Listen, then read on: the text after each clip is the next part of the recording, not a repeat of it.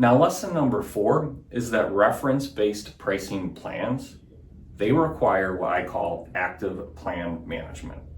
So if you think about an employer that is fully insured with one of the major insurance carriers, literally everything, medical claims, pharmacy claims, customer service, provider service, medical management, you name it, it's all under one roof.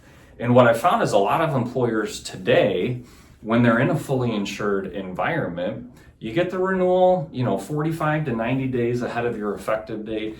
They work with their broker to try to negotiate that renewal, maybe use some competitive leverage to try to get that number down. But then after that, after it's finalized, you go through open enrollment and that's kind of it, right? And then the renewal comes up the next year and you worry about it then. That is not the case in a reference-based pricing environment. If you want this plan to be successful, they require active plan management. It is not set it and forget it type of plan. So you got to know that going in. And I think one of the most effective ways that I have found over the years to be able to better manage these plans is the simplest way as well, which is you just gotta have regular, at a minimum, monthly touch bases with all of the partners within the health insurance plan to be able to use that as an opportunity to identify and resolve problems quickly. And I mean, here's what I mean, right? You talked about a fully insured employer, kind of everything under one roof, all the different services. But when you move into a reference-based pricing environment, you will inherently have a ton more partners. You're going to have, well, to start, you and your broker or consultant.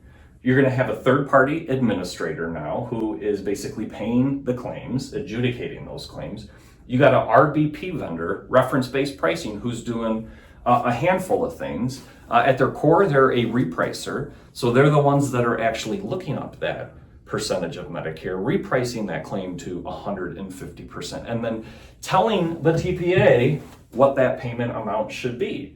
They're also auditing bills to make sure that they're accurate. Think like looking at your credit card statement to make sure all the charges are correct. In addition to that, they are an advocacy partner. They're the partner we want employees to go to if they have issues. And I'll say that is a good RBP vendor if they're doing all those things. Not all of them do those 3 things, and not all of them do those 3 things well.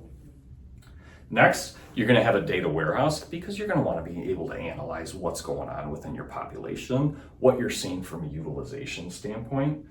You're going to have a pharmacy vendor who is going to be somebody different than the reference-based pricing vendor.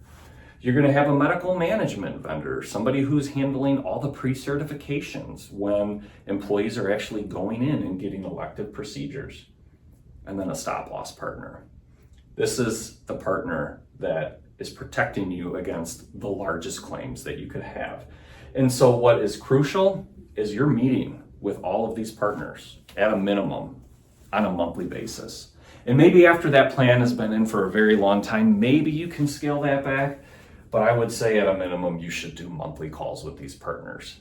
And as you are setting up this plan, I would also recommend in the preceding 3 months and the succeeding 3 months of the effective date that you highly consider implementing a little bit different of a cadence. Maybe it's bi-weekly or maybe it's weekly. When the plan goes live, you're going to have issues that pop up. Employees are going to face some anxiety that they didn't before, right? If they have access issues or balance billing.